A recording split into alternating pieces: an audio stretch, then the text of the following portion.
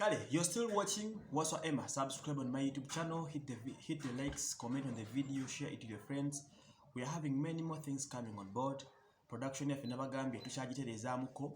Buli kimu kigenda kubeera very clear. But you have supported me. Keep sharing my videos, keep subscribing, man. Okitegedde. Wano tugenda okukolera buli kimu wano.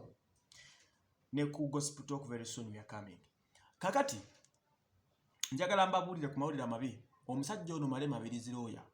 Okumanya COVID yaluma. Wetwogerera family ya Malema Abirizi lawyer gwe manyo bulungi alopa emisango echa neggulu. Bambi kya nnaku nye kiri kugayo ono. Taata we yafudde COVID. Bagana babiri abawala wiki emwe yise bafa COVID. Mama we ali ku kitanda ku oxygen COVID.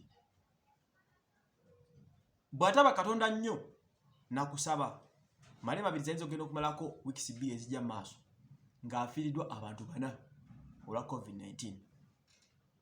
Kino kitegeeza nti COVID waali. Nabaddeyo mu kuziika Kula.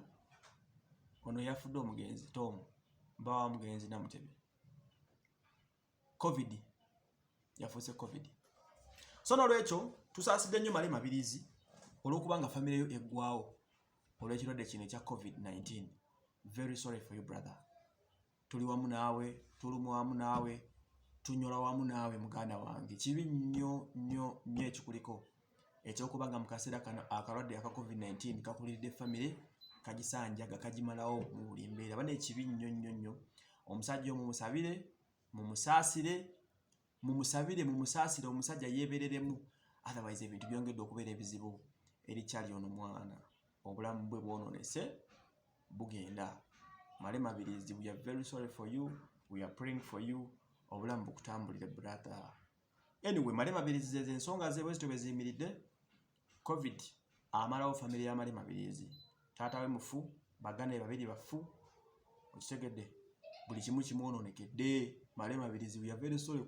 Katukusabire ebintu byongere okubanga bikutererera kubanga embeera yongedde okubeera embi bane kusayidi no. Naye nga ekyo kye kigenda maaso okusayidi yawo Malema Abirizi biriyo family eggwawo oba okitegeera. Kale, that is it. COVID waali n'amateeka mangi nnyo aga COVID. Nze Waswa Emmanuel.